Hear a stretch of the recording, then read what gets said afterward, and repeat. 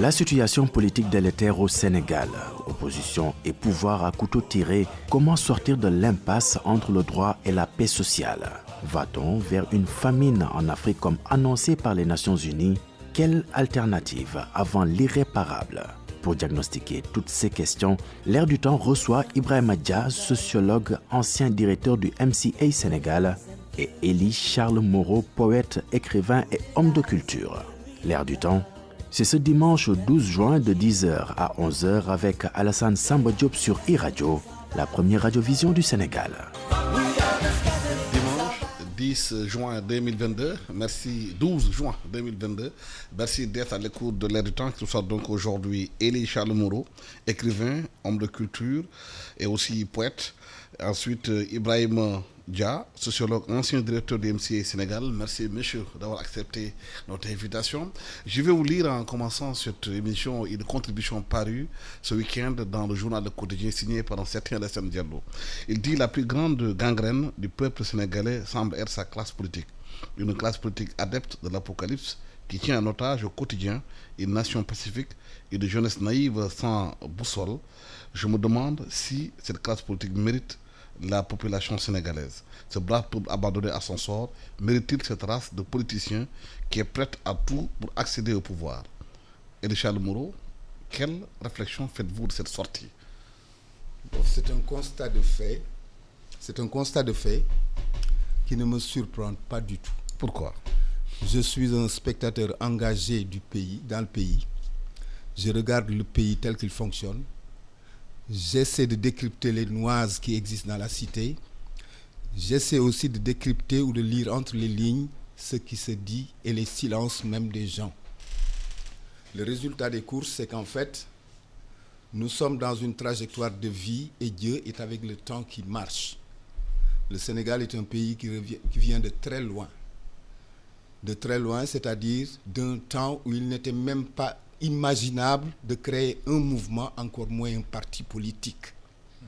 Aujourd'hui, quand on arrive effectivement à dépasser même le stade de multipartisme, parce qu'en fait c'est devenu complètement fou, la politique devenue entre-temps aussi une espèce d'entreprise, parce qu'il y a l'entrepreneuriat politique, c'est devenu un métier. Effectivement, ce n'est pas surprenant qu'on en arrive véritablement à des dérives, à des passions folles et à des constats comme cette contribution que vous venez de lire synthétiquement.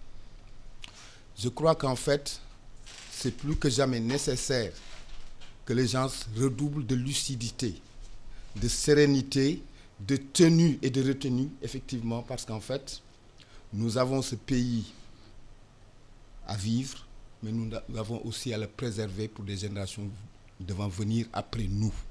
Je crois que c'est le minimum véritablement que chacun tente de revenir à soi-même, à lui-même effectivement, pour qu'on évite véritablement toutes les dérives qui peuvent être véritablement des choses regrettables. Et Ibrahima Dia, en tant que sociologue, comment peut-on enlever cette dégradation du climat politique au Sénégal, que les choses aillent de plus en plus de Caraïbes en Silla?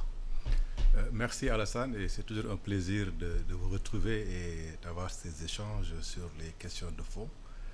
Alors, quand on est dans une optique scientifique, dans le domaine des sciences sociales, on prend beaucoup de distance par rapport à l'émotion, par rapport à la perception. On essaie d'avoir une analyse plus ou moins froide et objective des choses.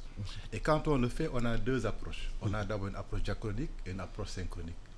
L'approche diagnostique, c'est ce que Élie a commencé à faire en parlant du passé. Donc de voir d'où est-ce qu'on vient et de voir est-ce que ce qu'on constate, c'est nouveau ou bien est-ce que c'est des choses invariantes, des choses permanentes.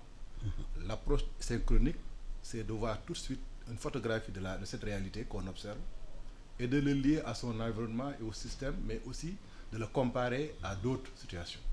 Alors quand tu fais ça, en fait, tu n'arrives pas à ce type de conclusion. Parce que tu te rends compte qu'il n'y a rien pratiquement de nouveau sous les cieux.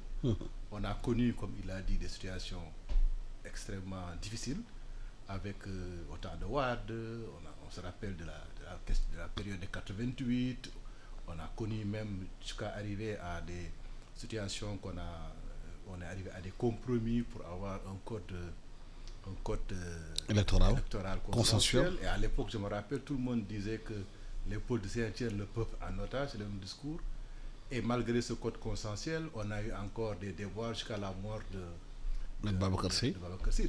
Donc, pour moi, j'essaie de le voir, quand on est dans cette perspective, il n'y a pas de nouveauté. C'est peut-être que les acteurs sont nouveaux et certains qui lisent ces activités-là sont nouveaux également et ont l'impression que ça vient de se passer. Mais pour moi, il y a des permanences. Alors, et dans ces permanences, ce qu'il faut voir, c'est comment la société réagit. La société n'accepte pas d'être otage. C'est nous, intellectuels, nous percevons comme si les gens étaient en otage. Mais ce que je vois sur le terrain, les gens se réveillent, ils vont travailler, les femmes à 5 h du matin s'occupent de leurs affaires. Quand vous allez dans le ranch de Doli, vous trouvez les éleveurs qui s'occupent de leurs bêtes, et ainsi de suite. Donc, cette perception d'une situation extraordinaire, c'est peut-être une classe, un groupe dont c'est l'enjeu qui le perçoit. Alors, et la société, comment elle réagit également, c'est qu'elle rejette cela. Chaque fois qu'on est arrivé à cette situation, on a une réaction de la société qui dit « Attends, ne dépassez pas cette ligne rouge ». Et on se rend compte que les gens ne le dépassent pas. Donc, à partir de ce moment-là, moi j'en ai une lecture plutôt positive en disant que c'est le processus démocratique et de développement de la société qui est comme ça. Il y aura toujours des attitudes, des invariants, mais il y a aussi des attitudes de déviance et des gens qui sortent de la ligne et qu'il faut ramener à tout moment.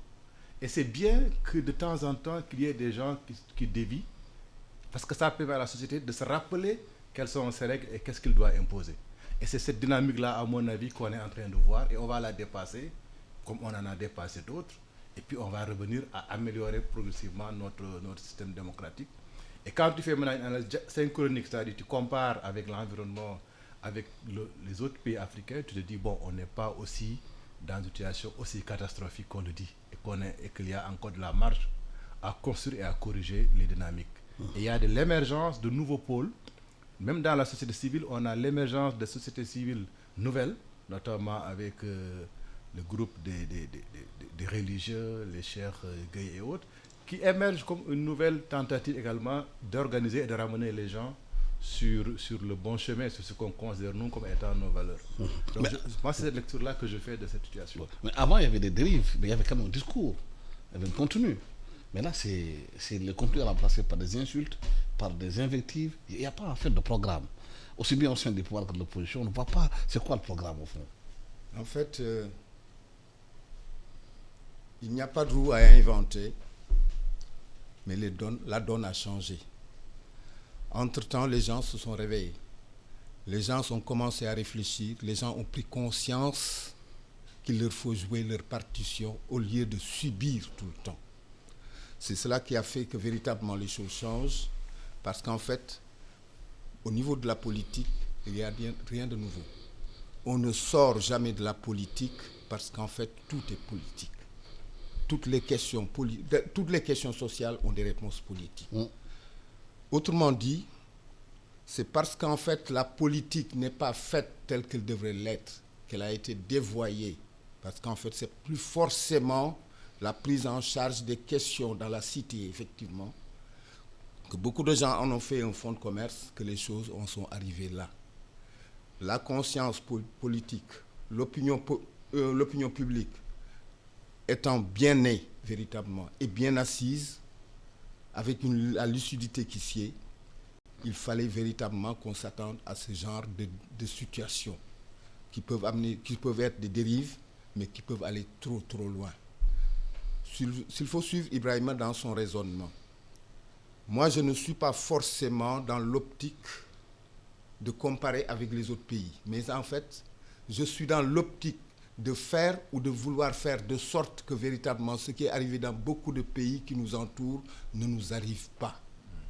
On a beau dire effectivement, oui, les gens qui ont prié ici, etc., etc., mais les Wolofs répondent aussi en disant que c'est-à-dire qu'en fait, si on veut réellement la paix, il va falloir aussi la cultiver comme un jardin, véritablement.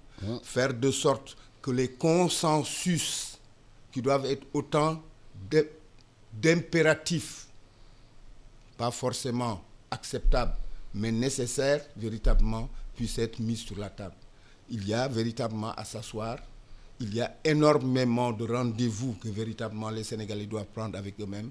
les politiques avec les Sénégalais, effectivement, et singulièrement le chef de l'État avec lui-même, mais avec le peuple sénégalais. Je crois qu'en fait, nous sommes en train de tourner en rond. Il nous faut véritablement nous arrêter et réfléchir, parce qu'en fait, on ne peut pas aussi passer tout un septennat, tout un quinquennat à faire de la politique au quotidien. Je crois que les gens ont besoin de travailler, les gens ont besoin d'être rassurés, et pour rassurer véritablement un peuple, une jeunesse singulièrement, il faut leur trouver toutes les occasions de ne pas passer leur temps à s'ennuyer, à tourner en rond et à devoir véritablement faire dans des choses qui puissent être regrettables. Parce qu'en fait, un jeune qui n'a pas de boulot, qui est en âge véritablement de prendre femme, il suffit de peu véritablement pour qu'on le fasse dériver vers des choses qui puissent être regrettables. Tous ces agresseurs-là, comme je dis, si on avait créé réellement toutes les possibilités d'emploi, il n'y aurait pas un coupe-coupe dans la rue et encore moins une dame à qui on arracherait son sac. Je crois qu'en fait, il est plus que jamais nécessaire, puisqu'on est dans la voie, il est plus que jamais nécessaire véritablement qu'on s'arrête un peu pour véritablement faire le tour du propriétaire et le faire, comme disait tout tantôt Ibrahima, de façon froide, sans état d'âme du tout. Parce qu'en fait, il va de notre avenir, mais il va aussi de la sérénité du pays. Et pourtant, il y a eu des assises nationales qui ont diagnostiqué le mal du pays, ont posé des pistes de réflexion, ça n'a jamais été appliqué. Et certains disent que c'est le fait qu'aujourd'hui, les intellectuels sénégalais ont pris de recul vis-à-vis de la chose politique, que les médias ont pris le pouvoir. Oui, je pense qu'il y a aussi un changement, un glissement qui est fait, je pense qu'il l'a dit un peu. Avant, on avait des militants. Et je pense que jusqu'aux assises, c'était encore des militants qui ont des opinions sur certaines questions, certaines orientations. Est-ce qu'il faut aller vers tel type de régime politique? Est-ce qu'il faut être dans une optique de développer une économie néolibérale ou libérale ou socialiste? C'était ça un peu, et les gens s'engageaient, ou des nationalismes. Mais depuis 2012, on peut dire que les données ont un peu changé et qu'il y a une nouvelle classe politique qui n'est plus tellement militante, mais plutôt politicien ou politique, en termes de groupes qui accèdent au pouvoir pour le garder, ou de groupes qui veulent accéder au pouvoir, mais sans offre politique sur lesquelles on discute. Et je pense que c'est peut-être ça qui amène que les choses soient individualisées, qu'on s'attaque plus aux personnes, aux individus qu'à des programmes. Et ça, quand je disais aussi l'aspect général, c'est que on a l'impression que c'est une tendance également presque mondiale, où on a des populismes, on a une façon de voir les choses, où on a l'activisme qui est mis en avant, parce que l'activisme, en fait, il n'y a pas c'est pas du militantisme dans le sens d'options idéologiques, etc. C'est juste des causes sur lesquelles on s'active, et puis on l'individualise, on le personnalise, et ça développe disons, des subjectivités. Et je pense que c'est là le tournant. Et effectivement, c'est ça qu'il faut trouver un moyen d'arrêter, par faire revenir le débat sur les options. Et le monde actuellement, tel que ça se pose, nous oblige à le faire. Sinon, on va tourner en rond, et puis on aura tout le temps des alternances sans alternative et sans progrès, parce que les choses sont posées en termes d'individus et non pas en termes de programme, en termes de mais beaucoup disent qu'à travers le monde, ce qui change la trajectoire d'un pays, c'est un leadership, c'est aussi les élites. Mais si les élites sénégalaises aujourd'hui semblent être en comment on appelle ça, recul vis-à-vis de la chose politique, est-ce qu'on ne va pas en danger? On se réveille, on voit des gens qu'on n'a jamais pensé être maire d'une localité, être là, et on se demande, mais où sont les intellectuels? Je pense que c'est un problème de fond que tu poses, et c'est peut-être qu'à un moment donné, comme j'ai dit, les militants ont arrêté, ont laissé la place à d'autres en disant, bon, on a acquis, déjà quand Wade est arrivé, beaucoup ont dit, bon, notre objectif est atteint, maintenant on peut se retirer et aller nous occuper maintenant d'autres choses. Je pense qu'avec 2012 également, ceux qui s'étaient battus beaucoup se sont dit, bon, maintenant on va s'occuper de nos oignons. Je pense qu'il y a un vide qui a été laissé et qui est occupé. Et c'est des dynamiques, je pense, de transition. Comme disait l'autre en Wolof, entre Soumenko et Solowat, on est nul quelque part. Et je pense que c'est ça cette transition-là qu'on doit gérer, qu'il est difficile de gérer. Et je perds pas espoir que les gens peuvent faire ce diagnostic que tu viens de faire, et puis qu'il y ait des réflexions pour recentrer les choses sur les programmes et sur les enjeux. Parce qu'on n'a pas le choix, la situation nous impose cela. Elie, est-ce que vous pensez que les intellectuels doivent davantage mouiller le maillot pour le pays? En fait, encore faudrait-il savoir qui est intellectuel et qui ne l'est pas. Pourquoi on dirait de quelqu'un que c'est un intellectuel ou pas. Et ça pose le malentendu entre déjà les deux vocables, les lettrés justes et les intellectuels. Je considère qu'en fait, beaucoup de gens confondent ceux qui ont des diplômes, qui sont des universitaires, avec les intellectuels. Guy Marius Sagna est un intellectuel. Il n'est pas forcément un professeur d'université. Karim Xrum Xax est un intellectuel. Il n'a pas forcément fait les bancs de l'école ou l'université. Pour dire simplement que déjà entre les deux concepts, la ligne de démarcation n'est pas encore bien définie, mais encore faudrait-il savoir véritablement ce qu'il faudrait qu'ils aient comme cahier de charge mentale. Les lettrés, c'est des gens qui ont des plans de carrière.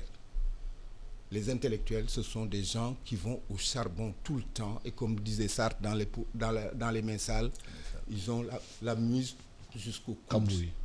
Voilà. Pour dire simplement que véritablement, s'il faut parler d'intellectuels dans ce pays, moi je pense immédiatement et de façon presque instinctive à Mame Abdoul Aziz Sy Dabakh. Je pense à Sidi Lamine Niasse. Je pense à des gens, effectivement, comme Guy Marius Sagna, que ça plaise ou pas, c'est un mal nécessaire dans le pays. Et la démocratie a besoin de ce genre de personnes, effectivement. Ce sont ces gens-là qui parlent. Mais quand ils parlent, malheureusement, ils butent sur un pouvoir jaloux de ses prérogatives, jaloux de ses privilèges, et qui fait de sorte que, véritablement, à de certains moments au pays de Senghor, de Cheikh Anta Diop, comme j'ai l'habitude de dire, on oublie véritablement de remettre la démocratie dans ses syllabes d'accueil et dans ses lettres de noblesse. Mais ça aussi, c'est le champ de la politique politicienne dont il parlait véritablement, qui doit être véritablement un champ à salubrer, un champ à assainir, parce qu'en fait, il y a de la noblesse à faire de la politique. Il faudrait véritablement qu'on tente de recouvrer ces fondamentaux-là. Est-ce qu'il y a une solution par rapport à cette situation aujourd'hui? La solution, c'est que véritablement, elle est entre les mains de quelqu'un dont Abdou Diouf disait, pour parler de son statut, qu'il a tous les pouvoirs. Et le dernier mot, tout dépend du président Macky Sall. Il est actuellement le chef de l'État et c'est à lui que revient tout. La cohésion sociale, la sérénité des cœurs et des esprits et véritablement les consensus nécessaires qui feraient de sorte que véritablement, comme je l'ai dit tantôt, Dieu étant avec le temps du marche, il y a eu Senghor, il y a eu Diouf, il y a eu Wade, il y aura Macky et il y aura un après-Macky. Il prépare véritablement le lit pour quelqu'un qui doit venir le remplacer, et parce que véritablement c'est comme ça, et c'est comme ça que la dynamique, la démocratie fonctionne, et la politique, c'est cela aussi qu'elle exige. Est-ce qu'il y a des solutions aujourd'hui par rapport à cette situation que nous vivons? Je pense que la première chose, c'est de reconnaître qu'il y a un changement dans le processus d'élite, ce qu'on appelle l'élite. Il y a une élite de ce qui est sorti de l'école française, il y a une élite arabo-musulmane, il y a une élite endogène, de gens qui n'ont fait ni l'école française, ni l'école arabe. Et ces gens ont une prise sur les populations. Ces gens revendiquent davantage de positions. On ne laisse plus le pouvoir et les choses à ceux qui sont sortis de l'école dite française pour dire ce qu'il faut, pour dire quelle est l'organisation sociale dont on a besoin, quels sont les changements sociaux, comment on doit se comporter. Maintenant, il faudra trouver un mécanisme pour que toutes ces élites-là puissent dialoguer. Et dialoguer et porter un peu la parole des populations à la base. Il y a des besoins des populations qui sont des besoins concrets, de boire de l'eau, d'avoir l'électricité, et ainsi de suite. Ça, c'est des besoins de base sur lesquels il y a un consensus, je pense que tout le monde est d'accord. Et il y a d'autres besoins qui sont des besoins de cohésion, de coopération. C'est-à-dire, on doit refonder, comme disait quelqu'un, j'ai suivi un atelier hier, en fait, on doit aller vers la refondation. Cette refondation-là demande un dialogue. Et ce n'est pas un jour qu'on va le faire, c'est un processus. Et il faut le lancer, et je pense que, comme l'a dit Elie, il y a une responsabilité de l'autorité la plus élevée, le président de la République, mais ce n'est pas seulement lui. La société doit elle-même créer des processus de dialogue comme ce que vous faites. D'autres doivent pouvoir le faire pour qu'il y ait des espaces de dialogue entre ces trois élites qui sont porteurs un peu et qui vont parler avec les populations. Parce qu'il y a des changements profonds qu'on voit en milieu rural, que nous, ici, on ne s'en rend pas compte. Quand vous allez en milieu rural, par exemple, vous allez à Touba, vous allez également autour de Touba ou ailleurs, dans la zone de Thiès, ou bien vous allez vers Bakel, vous n'entendez pas, vous ne voyez pas la télé, radio, ou la télé, ou RFM et tout ça, vous ne les entendez pas. Ce que vous voyez, c'est des radios et des télés locales ou des télés religieuses ou confrériques. C'est ce que les gens suivent. Et vous avez là-bas des animateurs, des porteurs de voix, dont certains ne sont même pas des religieux ou autres, mais qui sont des gens reconnus localement par leur érudition sur le plan local, sur le plan des valeurs endogènes, qui parlent sarahoulé ou bien qui parlent ceci ou cela. Et ça, il faut qu'on l'étudie. Et c'est pour ça que nous autres, en tout cas ceux qui sont dans le domaine des sciences sociales et autres, doivent aller vers la bonne compréhension. Comme disait Mao, sans enquête, pas droit à la parole. Il faut que les gens regardent, connaissent bien ces réalités pour refonder sur la base de ce que le peuple est en train de faire, les dynamiques locales, reconnaître toutes ces élites endogènes, arabo-musulmanes et françaises, et qu'il y ait un dialogue pour qu'on ne soit pas en compétition, mais en coopération. Parce que le modèle qu'on nous a vendu, sur lequel on fonctionne, c'est le modèle de compétition-liquidation. Et c'est ça qu'on est arrivé même au niveau politique. Alors quand on est dans une logique de compétition-liquidation, modèle occidental dominant, mais c'est effectivement, des affrontements sont inévitables. Alors c'est peut-être que, or quand on discute avec les religieux, l'élite religieuse et l'élite endogène, ils ne sont pas dans des logiques de liquidation, de confrontation. Ils ont leur langage est d'abord un langage de coopération et de compréhension, d'emphasie, tu vois, d'aller vers l'autre, d'aimer l'autre. Et ça, il nous faut que cette idéologie-là puisse prendre le dessus sur l'idéologie que nous, on a hérité de notre formation et de notre processus, qui est l'idéologie de type occidental, entre guillemets, qui considère que la démocratie, c'est la confrontation, c'est la liquidation des uns par les autres. Et c'est la compétition. Et cette compétition-là donne droit à tout. Or, c'est pas nos règles, notre éthique fait que la compétition ne donne pas droit à tout. Et ça également, je pense que c'est des éléments de dialogue qu'on doit... Et c'est ça qui nous permettrait, à mon avis, de sortir de ce risque. Je ne pense pas qu'on soit dans une situation aussi catastrophique, mais il y a un risque, comme il a dit. Il faut préparer la jeunesse à prendre en charge cette dynamique. Et ça, je pense qu'il y a une solution. Est-ce que ce risque n'est pas aujourd'hui un pays qui est devenu gazier pétrolier, on parle des enjeux, compte tenu de la sous-région et de la conjoncture internationale? Si on ne fait pas attention, le pays peut basculer. En fait, André Malraux avait déjà prophétisé en disant que le 21e siècle sera spirituel ou ne sera pas.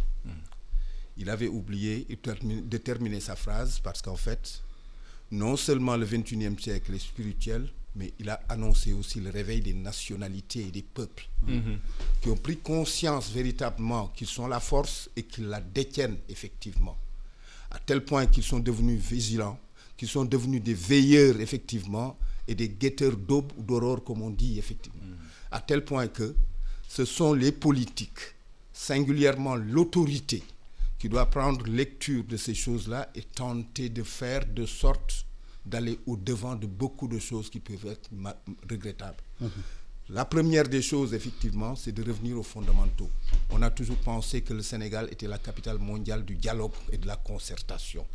Il faudrait revenir à ces fondamentaux-là et le faire de façon sérieuse. Il y a eu des simili-dialogues qui sont autant d'états généraux alors qu'il reste en tout entier énormément d'états généraux qui doivent être tenus à tous les secteurs de la vie nationale, effectivement, de la santé à l'éducation en passant par la culture, etc. Tout doit être pris en charge. Mais on a oublié singulièrement qu'on ne peut régler aucune question si on ne prend pas en considération un fait. C'est que quand on ne maîtrise pas socioculturellement un pays, on ne peut pas véritablement l'administrer. Le pays, le Sénégal, a la singularité d'être un pays qui repose sur deux piliers, cultuel et coutumier. Ce n'est pas pour rien que véritablement, quand il y a des problèmes, on va vers les chefs religieux. Ils ont les derniers mots. Le malheur, c'est qu'en fait, on ne les écoute que de façon distraite. On ne les écoute que de façon presque tacticienne, pour ne pas dire politicienne. Si on écoutait les chefs religieux, Mais si on écoutait aussi les chefs coutumiers, parce qu'en fait, l'autre pilier, c'est la coutume, véritablement. Il l'a dit tantôt, mais de façon indirecte, avec ces gens qui ne sont pas forcément des universitaires, mais assez érudits, et qui ont les yeux ouverts, comme disait Marguerite Yourcenar, pour véritablement montrer les chemins qui puissent être salutaires. Je crois qu'en fait, il nous faut beaucoup de sérénité, apaiser des situations. Nous ne sommes pas forcément dans des phases que de préparation d'élections. Les élections doivent, même ont des prédestinations à être reculées quand réellement la sérénité et la cohésion nationale l'exigent.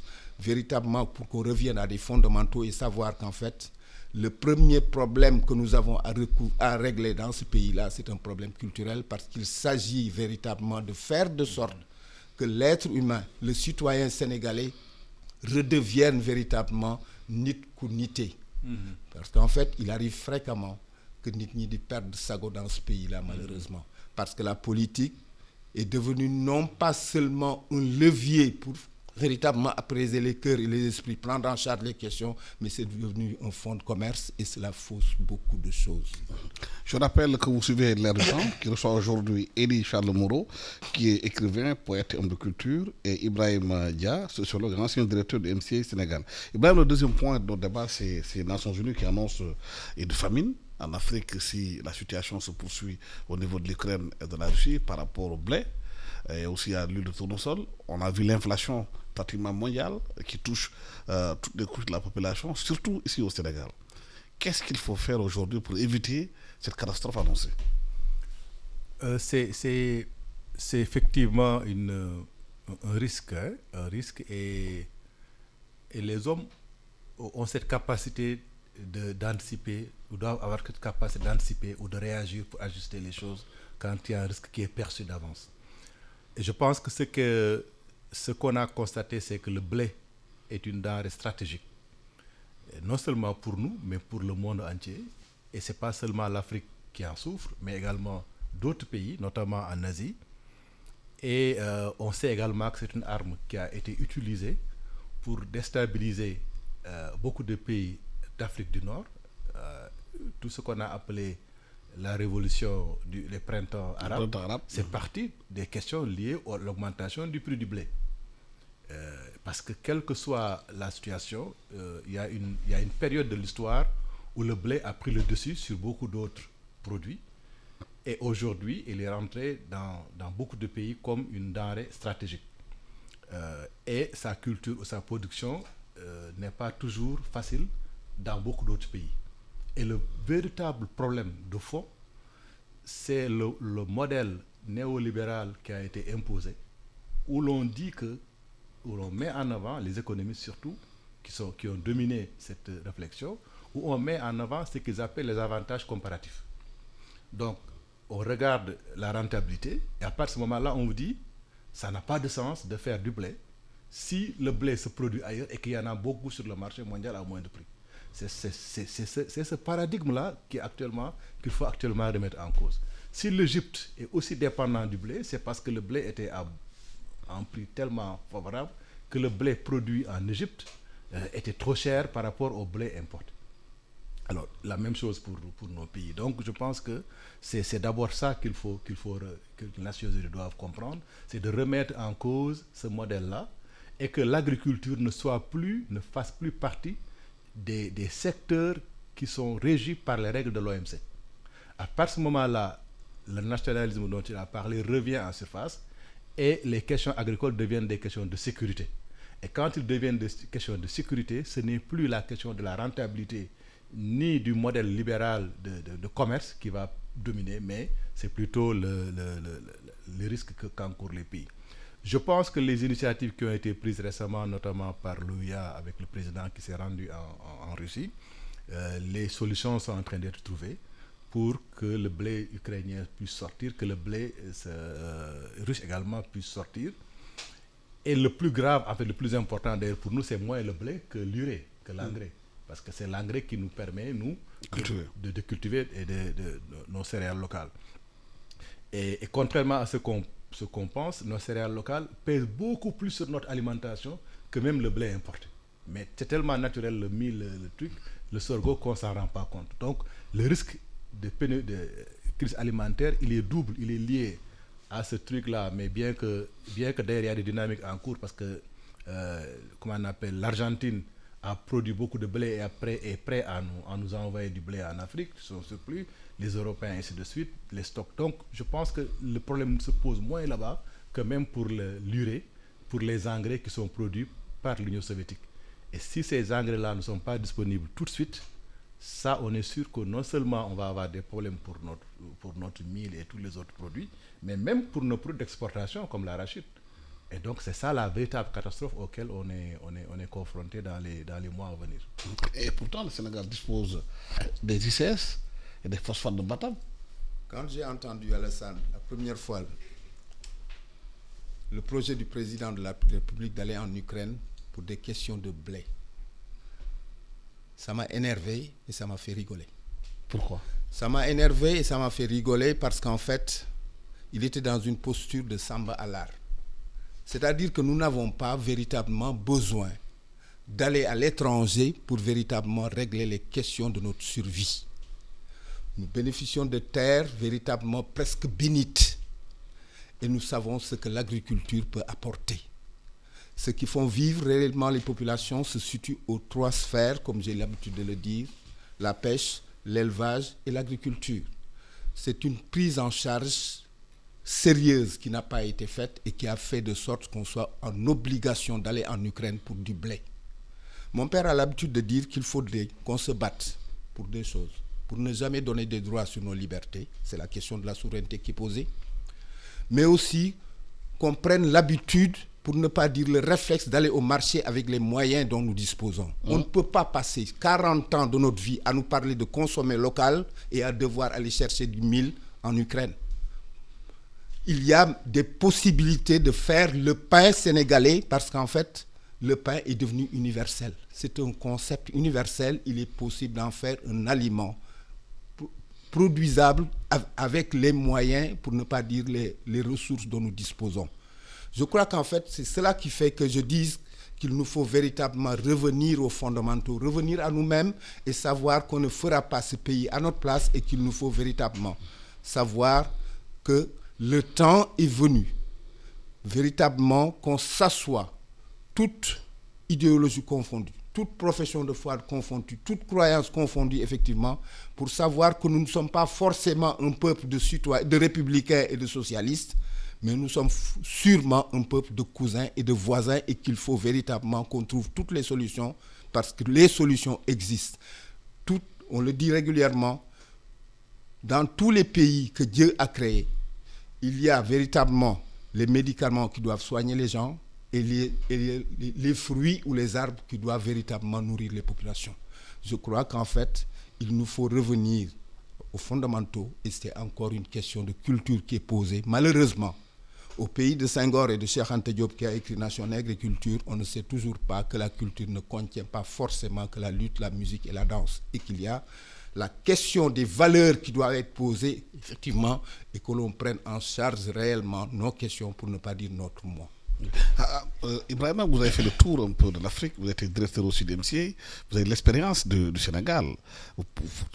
On pense bien que le Sénégal a les moyens de se nourrir, a les moyens d'avoir sa solution alimentaire, si vraiment les choses sont faites telles qu'elles doivent être faites. Oui, moi j'ai été chercheur à l'ISRA, où j'ai dirigé un programme de recherche sur les systèmes de production et la chaîne de ressources naturelles. Et dans les années 70-80, jusqu'aux années 90, l'ISRA a fait des études pour identifier les variétés de blé adaptées. Il faut savoir que le blé est une culture qui est beaucoup plus adaptée à des zones plus ou moins froides. On a essayé d'avoir des blés qui pouvaient s'adapter à la saison plus ou moins froide dans la vallée. Et à Fanaï, on a fait des recherches pour arriver à des produits. Et on s'est rendu compte à l'époque qu'on pouvait aller jusqu'à 3 tonnes, etc. Après, on a arrêté la recherche parce qu'on a arrêté de continuer là-dessus, parce qu'on a fait toutes les études, y compris socio-économiques et d'adaptabilité. Il faut savoir que déjà pour le riz, nous avons presque fait 20 ans pour faire accepter aux populations de la vallée de faire du riz. La première fois que j'ai fait des recherches, lorsque je faisais ma thèse, c'était une enquête d'acceptabilité de faire du riz, parce que les gens ne voulaient pas faire du riz, c'était une culture nouvelle. Alors, le blé, c'est la même chose. Si vous voulez faire du blé, il faut que ça soit fait par des industriels. Et nous avions écarté cette option. Parce que les populations locales ne vont pas faire du blé parce qu'ils ne le mangent pas. Et quand on fait du blé, on le donne à un industriel et on est à la merci de cet industriel-là. Et c'est là où j'en reviens encore à cet ordre néolibéral qui nous a été imposé depuis l'ajustement structurel. Où, dans l'ajustement structurel, on a arrêté tous les investissements dans la vallée, y compris même pour le riz, en nous disant que ce n'est pas la peine puisque c'est sur le marché mondial. Et si vous voulez imposer des mesures, il faut que les commerçants peuvent vous porter plainte à l'OMC parce que vous ne devez pas imposer des prix. C'est ça la règle jusqu'à présent. Et ce gouvernement même a dû négocier avec l'UNACOIS pour accepter qu'on contingente les importations. C'est pourquoi je dis le véritable problème, c'est cette idéologie et ce dictat néolibéral qui nous a été imposé. Et pourquoi ça nous a été imposé? C'est parce que nous n'avons pas cette souveraineté et cette fédération entre les pays africains pour avoir une politique commune sur le plan agricole. Et pourtant, pendant la crise de la Covid, on a vu des pays européens fermer leurs frontières, protéger leurs marchés, parce que l'urgence était là. Mais c'est exactement. Pourquoi les Africains ne peuvent pas le faire? Exactement la Covid. C'est exactement la Covid qui amène à remettre en cause cet ordre néolibéral. Regardez pour le blé. Au début, on importait du blé de la France. Comment le shift s'est fait vers la Russie? Parce qu'en 2014, la Russie a été condamnée du fait de son intervention en Ukraine où il a pris cette zone-là. Les gens ont fait des sanctions sur le blé. Et la Russie a commencé à produire du blé. Parce qu'avant, le blé russe n'était pas compétitif. C'est à cause des sanctions que la Russie a commencé à produire du blé et a étendu ses superficies, d'autant plus qu'avec les changements climatiques, il y a des zones qui sont découvertes. Et elle est devenue plus productive et son blé est devenu moins cher. Ça a poussé les Européens et la France à baisser ses productions. Parce que l'ordre qui est imposé dans l'OMC, c'est que vous mettez votre produit sur le marché et les gens achètent le moins cher. Alors maintenant, la Covid nous a montré que ce modèle néolibéral-là, il faut le remettre en cause. Et il faut qu'au niveau de l'OMC, on sorte les médicaments, la nourriture du commerce mondial. C'est ça les véritables enjeux. On peut dire beaucoup de choses, etc., mais ça ne règle pas le problème. Alors, si vous voulez faire, moi je ne suis pas de ceux qui pensent qu'il faut faire du blé dans la vallée, malgré on a actuellement 150 000 hectares encore disponibles, on a 250 000 hectares et la moitié est déjà aménagée. Alors, si tu veux faire du blé pour les besoins actuels, il te faut plus de 150 000 hectares. Ce n'est pas possible parce que vous allez en compétition avec le riz qui est beaucoup plus important et les autres productions. Donc, ce qu'il faut, c'est comment introduire les autres céréales et la patate douce et autres dans la production de blé, de pain. Mais obliger les Sénégalais à l'acheter au bon prix. Et l'enjeu fondamental de ce pays, de nos pays, c'est qu'on fait tout pour que le milieu urbain, l'urbain, puisse acheter ce qu'il veut, d'abord, et comme il le veut, on ne peut pas lui imposer, et à bon prix, parce que c'est lui l'électorat. Or, on doit valoriser les productions agricoles locales à un bon prix, quitte à ce que ça coûte plus cher pour le consommateur urbain. Alors, c'est là où ça demande un dialogue. Que l'on s'assoive, que les urbains et tout le monde soient d'accord qu'on doit augmenter les prix des denrées pour que le producteur, s'il trouve son compte, ait intérêt à produire. Et pour que le milieu urbain, les urbains que nous sommes, nous acceptons de payer le riz plus cher, de payer le pain plus cher, parce que si vous voulez acheter aujourd'hui 1 kilo de mil, il coûte plus cher qu'un kilo de blé. Et donc, le boulanger n'a aucun intérêt à mettre du mil par rapport au blé. Donc ça, c'est des questions de fond qu'il faut discuter. Et ça, comme il a dit, ça demande que le président, par exemple, mette tout le monde autour d'une table en disant, voilà les enjeux. Nous voulons aller vers l'autosuffisance, mais voilà les implications. Et il faut qu'on ait un consensus national autour de ces choix qu'on va faire, parce qu'on est dans un régime démocratique où il suffit simplement d'aller à l'encontre des milieux urbains pour que, voilà, politiquement parlant, les élections, vous tombez. Donc c'est ça qui fait que nos États également sont très frileux à prendre des mesures radicales et des mesures qui s'imposent et qui modifient les règles du jeu. Au-delà de ces questions stratégiques, est-ce que nos États, nos présidents sont libres de prendre des décisions par rapport à la conjoncture internationale? L'Afrique, dans sa globalité, c'est 54 États. Les 3/4, c'est une Afrique qui tend la main. C'est des Afriques qui tendent la main. Dans ce genre de contexte et de situation, véritablement, je ne vois pas comment il est possible réellement d'être libre ou d'avoir les bouts franches pour véritablement prendre en charge de façon souveraine les questions qui sont légitimement et légalement posées dans nos pays. C'est une question de volonté politique, toutes ces choses-là. Nous avons beau dire, nous avons beau théoriser. Le dernier mot, pour ne pas dire tous les pouvoirs, sont entre les mains d'un homme qui s'appelle le président de la République, qui a tous les pouvoirs. Le pouvoir de faire de sorte que le pays flambe, le pouvoir de faire de sorte que véritablement la paix sociale soit établie et que les gens reviennent véritablement à plus de sérénité. Tout est entre ses mains. Elles ne sont pas fragiles. Il y a Dieu qui accompagne, pour ne pas dire, il y a véritablement les chefs religieux, les chefs coutumiers et certains gens comme nous ici dans ce studio, effectivement, pouvons dire véritablement arrêter la récréation doit cesser. Véritablement, je crois qu'en fait, il est possible, avec une prise en charge, mais une volonté politique sérieuse, véritablement, de faire de sorte que le dialogue puisse sérieusement se tenir, et se tenir franchement, au lieu de ces simili-dialogues-là, qui sont autant de ruses et d'astuces idéologiques, effectivement, dont le Sénégal, pour ne pas dire le peuple sénégalais, n'a pas besoin du tout. Est-ce qu'il peut prendre ces décisions sur le plan international, compte tenu des enjeux, des intérêts des pays européens par rapport à certains secteurs en Afrique? Je pense que la solution, c'est vraiment des décisions au niveau de l'unité de l'UA, au niveau africain, de l'Union africaine ou bien de la CEDEAO. Aucun pays isolé ne peut se permettre de prendre des mesures. Parce que si vous le prenez tout de suite, il y a des conséquences que vous ne contrôlez pas. Si vous voulez aujourd'hui dire que vous allez limiter l'importation d'un produit et que les commerçants ne sont pas d'accord, ils vous portent plainte. Les commerçants sénégalais peuvent vous porter plainte à l'OMC et l'État va payer et va revenir à la décision. Ou bien les gens vont importer ces produits en Gambie ou bien en Mauritanie et ça va venir dans vos frontières, vous allez dépenser, vous n'allez pas le gérer. Donc, il faut une gestion globale, à mon avis, au niveau africain. Et en ce moment, l'on peut être capable de peser sur la balance. La volonté, c'est bien, mais comme disait l'autre, tu peux bien vouloir, mais il faut te créer les moyens de le faire. L'Afrique a perdu, depuis l'indépendance, son contrôle de sa souveraineté parce qu'elle ne s'est pas mise dans une perspective fédérale. C'est ça la vérité. Et sans cette perspective fédérale, on ne peut pas gérer les choses. Si les États-Unis s'en sortent, c'est parce que c'est un État fédéral. Ce qu'on ne produit pas ici, on peut le produire ailleurs, dans le même territoire. Si l'Union soviétique s'en sort, c'est parce que c'est pratiquement un État fédéral.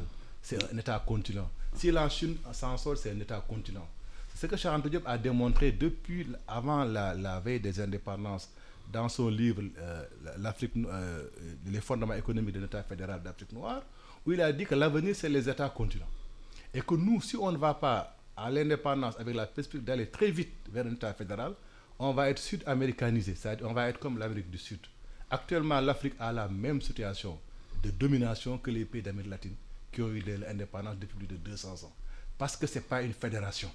Et quand tu n'es pas une fédération devant un État continent, tu es écrasé. Parce qu'ils ont les moyens de te déstabiliser, des moyens de perturber ton économie. Même si tu as une monnaie comme les pays européens d'Amérique latine, qui ont chacun leur monnaie nationale, leur armée et tout ça c'est artificiel parce qu'ils ont les moyens de déstabiliser pour mettre leur domination. Donc il nous faut aller vers l'État fédéral et vers des solutions fédérales au niveau africain pour qu'on puisse faire face à tous ces enjeux-là. Mais quels sont les obstacles à cet État fédéral en Afrique théorisé par Cheikh Anta Diop depuis des années, et tout le monde sait qu'aujourd'hui c'est la perspective, c'est que l'Afrique se réunisse, qu'elle parle d'une seule voix, mais incapable de le faire. Il n'y a pas de secret, le monde est une jungle. On y est et en compétition, malheureusement, et de façon très froide. Les hégémonies savent que l'Afrique, véritablement, est le grenier du monde. Il n'y a pas de romantisme dans ces histoires-là. Les relations humaines, les relations internationales, ce n'est pas une histoire d'enfant de cœur. C'est des intérêts en jeu, c'est des hégémonies en confrontation, effectivement, et qui font de sorte que, véritablement, il n'est pas question que l'Afrique se libère de ces chaînes. L'Afrique représente quelque chose. Ce n'est pas pour rien qu'on parle de l'Afrique comme l'avenir du monde. Il y a des sols, des sous-sols excessivement riches et des eaux fluviales ou maritimes excessivement poissonneuses, etc., qui sont autant d'occasions, de chances véritablement d'asseoir, pour ne pas dire de consolider leur hégémonie de par le monde. Les États n'ont pas d'amis, ils n'ont que des intérêts. À tel point qu'en fait, je crois que ce n'est pas pour rien. Parce que Cheikh Anta a parlé du fédéralisme, effectivement. Mais Senghor a essayé avec les cercles concentriques là. Le résultat des cours, c'est qu'en fait, il a essayé au niveau sous-régional, ne serait-ce qu'au niveau des éditions. C'était un homme de culture, nouvelles éditions de ceci, etc. Le résultat des cours, c'est qu'en fait, c'est devenu et c'est tombé entre les mains de privés. Pour dire simplement qu'il y a trop d'intérêts en jeu et il y a à la limite aussi trop d'ego mis en exergue. Abdoulaye Wade a essayé de théoriser cela, en même proposant d'être le gouverneur du Sénégal, alors qu'il y aurait un président de l'Afrique, etc., et un président tournant. Le résultat des courses, c'est qu'en fait, ça n'a pas prospéré, ça n'a pas fait long feu. Et encore, faudrait-il que véritablement l'Union africaine ne soit pas forcément en lien étroit avec l'Union européenne, pour ne pas dire la Chine ou d'autres pays assez forts, pour ne pas dire véritablement assez puissants. Nous avons véritablement toutes les raisons de faire de sorte que l'Afrique sorte des ruines et des nuits dans lesquelles elle est plongée depuis 1960, alors que véritablement quelqu'un comme René Dumont avait averti. On ne le prenait même pas au sérieux. Je crois qu'en fait, il est plus que jamais nécessaire véritablement qu'on recommence, non pas de la refondation, parce que la refondation est un concept usé. Avec les socialistes, on a vu ce que ça a donné effectivement. Mais qu'on ne passe plus notre temps à véritablement faire des slogans creux, parce qu'on ne les met jamais en pratique et on ne tente jamais de les convertir en destin. Mais vous aviez dit, à l'entendre cette émission, qu'il y a une nouvelle conception de la jeunesse africaine qui commence à se réveiller, à comprendre les enjeux du monde. Est-ce qu'on a espoir au jour que cette jeunesse puisse faire cette unité qu'on attend? Oui, je pense que le travail doit se faire à partir de cette jeunesse. Et je salue certaines initiatives. Je pense que les véritables changements se font à ce niveau. Je salue certaines initiatives, notamment, par exemple, du Forum civil, que je vois faire un travail au niveau des écoles primaires, des collèges, pour monter des clubs sur des questions de fond. Et je pense que c'est cela que nous devons faire.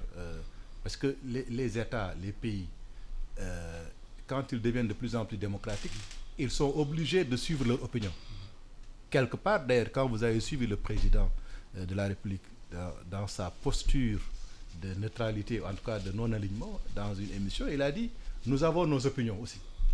Donc ça veut dire que quelque part, l'opinion pèse également sur les positions. Et donc il faut développer cette opinion en travaillant les jeunes. Aujourd'hui, tout le monde est d'accord sur l'approche panafricaine. Mais il faut qu'il y ait une solidarité, il y ait une coopération entre les intellectuels, les élites, les jeunes et leurs États. Qu'il n'y ait pas de confrontation sur ces questions. Sur ces questions, on doit être ensemble. Et on doit aider nos États à défendre certaines postures. Par exemple, sur la question de la posture de l'unité, enfin de l'UA, en tout cas du président du Sénégal, en tant que président d'exercice, de dire on est non aligné, on ne sent pas, et pourtant c'est l'opinion la plus dominante, mais on ne sent pas quelque chose autour de ce président pour qu'il puisse être capable de supporter les pressions des autres, puisqu'il a même dit qu'il a subi des pressions. Donc, je pense que ça, c'est des choses qu'il faut travailler. Être sûr qu'il y a des postures, avoir des agences panafricaines sur certaines questions. Par exemple, sur la question des risques climatiques, il y a une agence maintenant qui gère les risques. C'est un progrès. Et chaque fois qu'il y a des problèmes, elle intervient pour indemniser. Donc ça nous libère un peu. Et je pense qu'il faudra une approche stratégique pour arriver vers l'État fédéral par étapes, en utilisant les pressions de nos populations, des syndicats et autres auprès de nos États, supporter nos États dans des postures quand c'est progressiste par rapport à cette orientation. Et puis ça nous permettra, je pense, de le construire petit à petit. Mais ce n'est pas facile parce que, comme je vous ai dit, le cas de l'Amérique latine est là. Plus de 200 ans, ils ont échoué de faire leur fédération. Donc nous, en Afrique, on a encore l'UA. Et il nous faut le protéger mettre l'accent plus sur ses succès que sur ses échecs et ses faiblesses et travailler à renforcer ces points forts pour que petit à petit on puisse avoir des acquis, faire des pas en avant pour arriver à avoir des postures panafricaines sur l'essentiel des enjeux mondiaux, et c'est ça que nous permet. Les conditions actuelles sont favorables. Elles sont favorables parce que l'Europe est en décrépitude. L'Amérique est en train de se recentrer vers l'Asie du Sud-Est. Et nous avons de plus en plus, nous partageons de plus en plus en Afrique l'idée qu'il nous faut industrialiser l'Afrique. C'est un des points de la BAD. Et tous les États le disent, tous les hommes politiques le disent. Donc tout le monde est d'accord qu'il faut aller vers l'industrialisation. Nous avons de l'énergie, nous avons du gaz. Quand vous regardez ces dernières années, depuis les années 70, pourquoi notre industrialisation a périclité? C'est parce que nous n'avons pas d'énergie. La question a été posée depuis Cheikh Anta que si on veut développer l'Afrique, il faut d'abord travailler sur l'énergie. Aujourd'hui, le kilowattheure en Afrique subsaharienne coûte 3 fois plus qu'en Asie du Sud-Est et 2 fois plus qu'en Europe. Avec la question du gaz, des conflits entre la Russie et l'Europe va avoir des coûts beaucoup plus élevés. Et donc nous, avec nos gaz, on peut aller vers l'industrialisation à moins de coûts et être compétitif. Donc voilà des choses, des questions stratégiques qu'il nous faut discuter et avec des équipes vraiment qui regardent froidement les choses et développer des partenariats. Et je pense que le partenariat avec la Chine est un bon partenariat qu'il faut développer. Et ça nous permettra de faire des progrès comme eux, ils ont pu à le faire. Oui, le temps que deuxième partie est terminé. Merci infiniment, Elie Charles Moreau, poète écrivain de culture. Merci Ibrahima Dia, sociologue. Merci à Ibrahim Sissi qui a assuré la partie technique. Bon dimanche à tous. Merci. Vous écoutez e-Radio 90.3, la première radio-vision du Sénégal.